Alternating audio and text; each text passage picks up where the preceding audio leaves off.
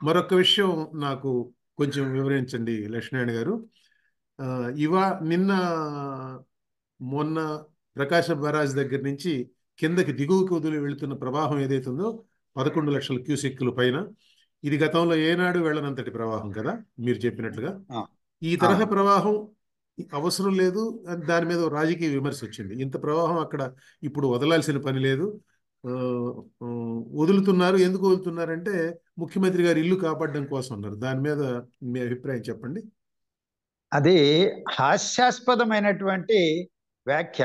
ఉమ్, ఒక మాజీ ముఖ్యమంత్రి జగన్మోహన్ రెడ్డి గారు అసలు బుడమేరు ఎక్కడ పుడుతుంది, ఎక్కడికి పోతుంది, దాని పరివాహక ప్రాంతం ఏంటి, ఈ బుడమేరు డైవర్షన్ స్కీమ్ కాలువ ఎక్కడ కలుస్తుంది పోలవరం కుడి కాలువలో అనేటువంటిది అవగాహన లేనట్టుగా స్పష్టంగా అర్థమవుతుంది.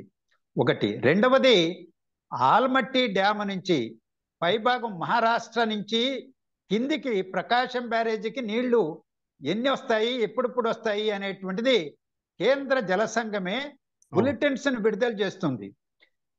నిన్న కూడా ఉదాహరణకి నిన్న 12 గంటల సందర్భంలో సిడబ్ల్యూసి బులెటిన్ విడుదల చేసింది. 12 లక్షల క్యూసెక్ల నీరు ప్రకాశం బ్యారేజీకి చేరుతాయి అని. కానీ వాస్తవానికి నిన్న అదే 12 గంటల సమయానికి నీరు చేరింది ప్రకాశం బ్యారేజీకి 11,43,000 క్యూసెక్కులు. ఆ నీటినే విడుదల చేశారు. కంట్రోలింగ్ కెపాసిటీ ఈరోజు నియంత్రణ చేసేది సిడబ్ల్యూసి ఉన్నది, డ్యామ్స్ ఉన్నాయి, ఎక్కడికక్కడ ఆ డ్యాములు నిర్వహించేటువంటి యంత్రాంగం ఉన్నది, కృష్ణా యాజమాన్య బోర్డు ఉన్నది. ఇప్పుడు ప్రత్యేకంగా ఆంధ్రప్రదేశ్ విభజన చట్టం ప్రకారం వీళ్ళందరూ మానిటర్ చేస్తూనే నీటిని విడుదల చేస్తారు. తుంగభద్ర డ్యాముకు బోర్డు ఉన్నది, వాళ్ళు నీటిని ఎంత విడుదల చేయాలి, ఎంత తుంగభద్ర నది డ్యాములోకి నీరు వస్తున్నది, ఎంత కిందికి వదలాలి అనేటువంటిది బోర్డు నిర్ణయిస్తుంది. అదే తరహాలో జోరాల నుంచి విడుదల చేస్తారు. శ్రీశైలానికి వస్తుంది, శ్రీశైలంలో ఏ స్థాయి వరకు ఏ మట్టం వరకు నీటిని నిల్వ చేయాలి, తర్వాత నీటిని కిందికి వదలాలనేది వాళ్ళు నిర్ణయిస్తారు. నాగార్జున సాగర్ దగ్గర కూడా యంత్రాంగం ఉన్నది. ఆ విధంగా నీటిని డ్యాముల నిర్వహణ యంత్రాంగం అక్కడ నీటిని మానిటర్ చేస్తూ నీటి నిల్వను ఉంచుకుంటూ కిందికి వదిలిపెట్టాల్సినటువంటి నీటిని వదిలిపెడతారు.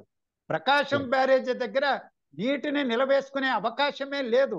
కేవలం 3 టీఎంసీల నిల్వ సామర్థ్యం ఉన్నటువంటి ఒక ఆనకట్ట మాత్రమే. 3 టీఎంసీలు ఎప్పుడో వచ్చేసినాయి. ఆ నీటి నిల్వ ఉన్నది. వర్షపు నీరు మళ్ళా అదనంగా వస్తున్నది, పైనుంచి నీరు వస్తున్నది. ఈరోజు నేను చెప్పినట్టు మున్నేరు నుంచి ఖమ్మం పరిసర ప్రాంతాలలో పడినటువంటి వర్షపు నీరు ఏనాడు లేని పద్ధతుల్లో దాదాపు 2 లక్షల క్యూసెక్కుల నీరు ఆ చిన్న నది నుంచి వచ్చి కృష్ణాలో కలిసింది. అందువలనే అక్కడంతా జాతీయ రహదారి కూడా ఆగిపోయింది, రవాణా ఆగిపోయింది, తెగిపోయింది రోడ్డంతా కూడా. అంతటి ఉపద్రవం వచ్చినప్పుడు ప్రకాశం బ్యారేజ్ దగ్గర నీటిని నిలబెట్టేటువంటి అవకాశమే లేదు, నిలబెట్టకూడదు. అంతటి ప్రమాదం ఏర్పడుతుంది.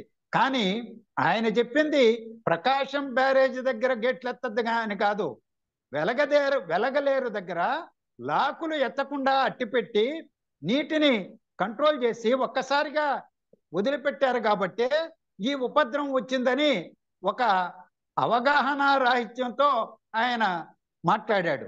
ఆయనకు నిజంగానే అవగాహన ఉంటే చంద్రబాబు నాయుడు నివాసం ఉన్నటువంటి ఇల్లు కృష్ణానది ప్రకాశం బ్యారేజీకి కుడివైపునున్నది.